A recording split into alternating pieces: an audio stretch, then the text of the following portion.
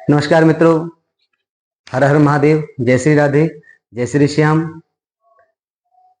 नमः देवताभ्य पितृभ्यश्च महायोगिभ्येव च नमः स्वाहाय स्वधायै नित्यमेव नमो नमः। जैसा कि हम सबको विदित है कि 7 सितंबर 2025 से हमारा पितृपक्ष प्रारंभ हो रहा है। एक पक्ष का पूरा ये पितृपक्ष रहता है, पितृपर्व रहता है। तो इस पितृपक्ष पर क्या विशेष है और ये पितृपक्ष में हम श्राद्ध जो करते हैं अपने पितरों के निमित्त, तर्पण श्राद्ध आदि जो कर्म करते हैं, कृत्य करते हैं, उसका क्या महत्व है, श्राद्ध का अर्थ क्या है, श्राद्ध क्यों करना चाहिए, और इस वर्ष जो श्राद्ध आ रहे हैं वो श्राद्ध कौन सा श्राद्ध किस दिन है, किस तिथि, कौन सी तिथि का श्राद्ध किस दिनांक को है, किस वार को है, ये सब जानकारी लेकर मैं आपके समक्ष उपस्थित हुआ हूं। और आशा करता हूं कि आप सब इस वीडियो को पूरा देखेंगे और बहुत कुछ जानने को आपको मिलेगा इस वीडियो को पूरा देख करके। तो आइए, मैं आचार्य दीपक मिश्रा आपका अपनी इस YouTube चैनल भागवत सुरसरी में हार्दिक स्वागत अभिनंदन करता हूं। तो आइए हम इस वीडियो को प्रारंभ करें और जानें कि श्राद्ध का अर्थ क्या है, श्राद्ध क्यों करना चाहिए, श्राद्ध का अर्थ क्या है। कुछ महत्वपूर्ण बिंदु हैं, उन बिंदुओं पर हम आइए चर्चा करते हैं। प्रारंभ करते हैं सबसे पहले कि श्राद्ध का अर्थ क्या है। आइए जानते हैं श्राद्ध का अर्थ क्या है, श्राद्ध किसे कहते हैं। हमारे शास्त्र कहते हैं श्रद्धया इति श्राद्धम, अथवा श्रद्धया पितॄन उद्दिश्य विधिना क्रियते यत् कर्मम तत् श्राद्धम। अर्थात जो हम अपने पितरों के निमित्त हम जो श्रद्धा पूर्वक जो कार्य करते हैं, श्रद्धा पूर्वक जो हम कृत्य करते हैं, उसको श्राद्ध कहा जाता है। ध्यान दीजिएगा कि हमने जो हमारे पितरों के प्रति हमारे मन में, हमारे हृदय में जो उनके प्रति भक्ति है, जो उनके प्रति श्रद्धा है, उस श्रद्धा के फलीभूत हम जो उनके निमित्त कार्य करते हैं, उनको श्रद्धांजलि जो अर्पित करते हैं, उसको श्राद्ध कहते हैं। हम अपने पूर्वजों के प्रति समर्पण की भावना प्रकट जो करते हैं, उनके प्रति उनका जो उपकार हम पर है, जो उन्होंने हम पर उपकार किया है, अपनी उस कृतज्ञता को प्रकट करने के लिए हम उनका श्राद्ध करते हैं। उस कर्म को श्राद्ध कहा जाता है। जीवित रहते, जब तक हमारे माता पिता जीवित हैं, हमारे पूर्वज जीवित हैं, तब तक हम उनकी तन मन धन से जितनी सेवा आदि कर सकें वो सेवा करें। उसके मृत्यु के पश्चात, उनकी मृत्यु के पश्चात हम जो कर्म, श्राद्ध आदि कर्म उनके लिए करते हैं, श्रद्धांजलि जो हम अर्पण अपनी करते हैं, उसको श्राद्ध कहते हैं। और अपनी श्रद्धांजलि पितरों के प्रति प्रकट करना ही श्राद्ध कहलाता है। यह है श्राद्ध का वास्तविक अर्थ। श्रद्धया इति श्राद्धम, जो हम श्राद्ध पूर्वक अपने पितरों के लिए कर रहे हैं वो है श्राद्ध। आइए अब जानते हैं कि श्राद्ध का महत्व क्या है। श्राद्ध का महत्व क्या है। हम प्रत्येक वर्ष आपने देखा होगा कि हमारा एक पूरा पक्ष आता है, 15 दिन 16 दिन का, पूर्णमासी को मिलाकर के 16 दिन का हमारा एक पक्ष रहता है श्राद्ध का। और इस पक्ष में हम सब तर्पण भी अपने पितरों के निमित्त करते हैं, श्राद्ध आदि कर्म भी हम उनके निमित्त करते हैं, गया श्राद्ध करते हैं, तीर्थ श्राद्ध करते हैं, अनेकों अनेक श्राद्ध उनके निमित्त किए जाते हैं। परंतु श्राद्ध का महत्व क्या है, क्यों करना चाहिए श्राद्ध। देखिए, जहां तक हमारा ये सनातन धर्म है, हमारी ये सनातन संस्कृति जो है, ये संस्कृति हमको एक चीज सिखाती है कि अपने जीते जी, हम अपने माता पिता के, अपने पूर्वजों के जीते जी हमको जितना हो सके उनकी सेवा आदि करके, उनके निमित्त, उनके वृद्धावस्था का सहारा बन करके, उसके पश्चात जब उनका अवसान हो जाता है, उसके निमित्त उनके लिए पिंडदान, तर्पण, श्राद्ध आदि का कार्य निश्चित रूप से करना चाहिए। क्योंकि पितरों के मन में जो हम, देखिए 3 ऋण होते हैं, देव ऋण, ऋषि ऋण, पितृ ऋण। देव ऋण से हम तब ऋण हो सकते हैं कि जब हम कोई भगवान की भक्ति हम करें, भगवान के कथाओं का श्रवणपान हम करें, कथाओं का व्याख्यान हम करें, कोई धर्म कर्म का अनुष्ठान हम करें, यज्ञ अनुष्ठान आदि हम करें, ईश्वर की भक्ति का प्रचार प्रसार करें, तब जाके हम उस देव ऋण से उऋण हो सकते हैं। उसके बाद आता है ऋषि ऋण। ऋषि ऋण से हम तब उऋण होंगे जब ऋषि संत महापुरुषों के द्वारा लिखी गई उन सदग्रंथों को, उन उपनिषदों को, उन महापुराणों को, उन वेदों को, वेद की ऋचाओं को हम श्रवण करेंगे, हम उनका अध्ययन करेंगे, उनका मनन करेंगे, उनका चिंतन करेंगे और उस ज्ञान का हम प्रचार प्रसार करेंगे। अपने गुरुओं का आदर करेंगे, अपने ज्येष्ठों का आदर करेंगे और जो शिक्षा हमको हमारे गुरुओं से मिली है, हमारे ऋषि मुनियों ने हमको दे रखी है, उसका हम प्रचार प्रसार जब करेंगे तब हम उस ऋषि ऋण से हम उऋण होंगे, मुक्त होंगे।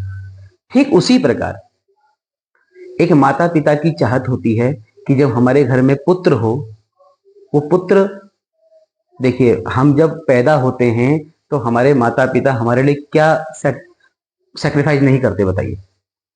9 महीने माँ ने हमको कोख में पाला, अपना स्तनपान कराया, हमारा लालन किया, पालन किया, खुद गीले में सोई, हमको सूखे में सुलाया।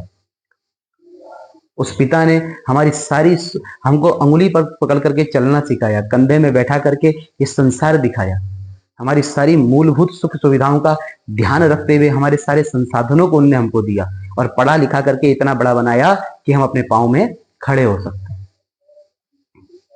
तो जब माता पिता की यह चाहत होती है कि हमारे घर में जो पुत्र हो वो हमारे लिए वृद्धावस्था का सहारा बने और हमारे मृत्यु के पश्चात हमारे लिए श्राद्धादि कर्म करके, हमारे लिए तर्पण आदि कर्म करके, पिंडदान आदि कर करके हमको परम गति को प्रदान कराए, ये हर माता पिता की चाहत होती है। और शास्त्र कहता भी है कि पुन्नाम नरकम तारयति इति पुत्रः। जो अपने माता पिता को पुन्नाम नामक नरक से उनका तरोतारण करता है, वही वास्तव में पुत्र कहलाने योग्य है।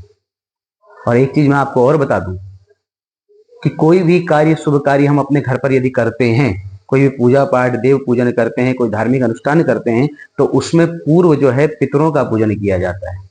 और बिना स्वधा करे आप स्वाहा नहीं कर सकते, बिना पितरों का पूजन करे आप हवन यज्ञ आदि कर्म नहीं कर सकते। शास्त्रों में तो यहां तक चिन्हित है कि देव पूजा से बड़ी पितृ पूजा बताई गई है, देव भक्ति से बड़ी पितृभक्ति बताई गई है। माता पिता गुरु देवता, भगवान का तो चौथे नंबर पे स्थान है, माता पिता का प्रथम स्थान माता पिता का दिया गया है वेदों में, शास्त्रों में। तो इसलिए वास्तव में पुत्र कहलाने योग्य वही है कि जो अपने माता पिता के निमित्त तर्पण श्राद्धादि कर्म करके, अपने पूर्वज अपने पितरों के निमित्त श्राद्धादि तर्पण करके उनको पिंडदान करता है, उनको मोक्ष गति प्रदान करवाता है, वो वास्तव में पुत्र कहलाने योग्य है। और ऐसे ही पुत्र को उसके पितर और देवता प्रसन्न होकर अनेकों भूरी भूरी उसको आशीर्वाद देते हैं और सदैव उनके आशीर्वाद से उसका वंश विस्तृत होता है, उसके घर परिवार में सदैव खुशहाली रहती है। आए दिन हम परेशान होते हैं, बहुत सारी जगह हमने देखा है कि लोग काल सर्प, पितृदोष, इन बाधाओं से चिंतित रहते हैं, घर परिवार की तरक्की नहीं हो पाती। यही कारण है कि हम अपने पितरों के निमित्त, हम पितरों जीते जी, जब तक पितर जीवित हैं तब तक तो हमने उनकी सेवा करी नहीं, खूब अनादर किया, और उसके बाद उनकी मृत्यु के पश्चात उनका पिंडदान आदि करना हमने सब छोड़ दिया। तो निश्चित कहीं ना कहीं हमको वो दुख और तकलीफ बन करके हमारे जीवन में प्रवेश करता है। उनके मन की जो पीड़ा है, मन का जो दुख है, जो उनकी हाय है, जो उनके बुरे, देखिए आप किसी के साथ बुरा करेंगे तो निश्चित रूप से आपके लिए वो आपको आशीर्वाद तो नहीं देगा, उसके मन से आपके लिए कुछ ना कुछ शब्द ऐसे निकलेंगे कि जो हमारे लिए अच्छे नहीं होंगे। तो इसीलिए शास्त्र कहता है कि पुन्नाम नरकम तारयति स्वपुत्रः। जो अपने माता पिता को, अपने पूर्वजों को, अपने पितरों को पुन्नाम नरक से जिनका तरोतारण कर देता है, वो वास्तव में पुत्र कहलाने योग्य है। तो इसलिए हमारा कर्तव्य है कि हमको श्राद्ध अवश्य करना चाहिए। आइए जानते हैं कि इस वर्ष कौन सा श्राद्ध किस दिन होगा। जैसा कि हम सब जानते हैं कि 7 सितंबर 2025 से श्राद्ध का पक्ष, पितृपक्ष प्रारंभ हो रहा है। परंतु कभी होता क्या है कि किसी दिन, किसी तिथि में 2 श्राद्ध एक साथ पड़ जाते हैं, और किसी दिन ये होता है कि एक श्राद्ध 2 दिन भी मान्य होता है। कोई तिथि क्षय हुई होती है, कोई तिथि बड़ी हुई होती है। तो तब बहुत सारी चिंताएं हमको हो जाती हैं कि कौन सा श्राद्ध कब करना चाहिए, कौन सा श्राद्ध कब करना चाहिए। तो अभी 7 तारीख को मैंने अभी 7 तारीख को चंद्र ग्रहण भी है। ये मैं वीडियो पहले, इससे पहले मैं YouTube में अपने चैनल में ये वीडियो अपलोड कर चुका हूं ग्रहण के निमित्त। आप जाकर के उस मेरे चैनल में इस वीडियो को देख सकते हैं कि चंद्र ग्रहण के निमित्त ये वीडियो जो थी मैंने डाली है। तो हम ये जानने की कोशिश करेंगे कि कौन सा श्राद्ध किस दिन है, किस तिथि को कौन सा श्राद्ध है, किस दिनांक को कौन सी तिथि का श्राद्ध है। देखिए 7 तारीख को पूर्णमासी का श्राद्ध है और पूर्णमासी का श्राद्ध सूतक काल 12:57 से सूतक काल प्रारंभ है दिन में और 9:57 से रात में ग्रहण प्रारंभ है। तो इसलिए 12:57 से पूर्व ही हमको पूर्णमासी का श्राद्ध कर लेना है। उसके बाद 8 तारीख को 8 सितंबर 2025 को प्रतिपदा पहला श्राद्ध है। 9 तारीख को दूसरा श्राद्ध है। अब ध्यान दीजिएगा, तीसरा और चौथा श्राद्ध जो है वो 10 सितंबर 2025 को शुक्रवार बुधवार के दिन इस श्राद्ध तीसरा और चौथा श्राद्ध 10 तारीख को 10 सितंबर 2025 को एक साथ है। उसके बाद 11 सितंबर को पंचमी का श्राद्ध है, 12 सितंबर को षष्ठी का श्राद्ध है, 13 को सप्तमी का श्राद्ध है और 14 सितंबर 2025 को अष्टमी का श्राद्ध है रविवार के दिन। 15 सितंबर 2025 को नवमी का श्राद्ध है, 16 सितंबर 2025 को दशमी का श्राद्ध, 17 तारीख को एकादशी का श्राद्ध, 18 तारीख को द्वादशी का श्राद्ध, 19 तारीख को त्रयोदशी का श्राद्ध, 20 तारीख को चतुर्दशी का श्राद्ध और 21 तारीख को पितृविसर्जन अमावस्या ये मान्य मनाई जाएगी। इस दिन पितृविसर्जन अंतिम श्राद्ध ये पक्ष पूर्ण हो जाता है। उसके पश्चात फिर नवरात्र प्रारंभ होती है।